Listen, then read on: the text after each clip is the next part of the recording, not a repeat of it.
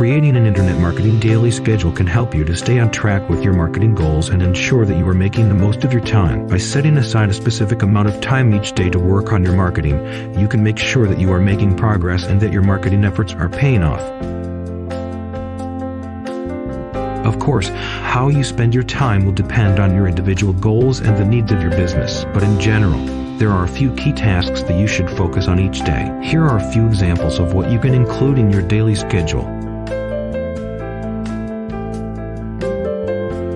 Checking your website analytics, posting on social media, writing blog posts, sending email newsletters, creating new marketing campaigns.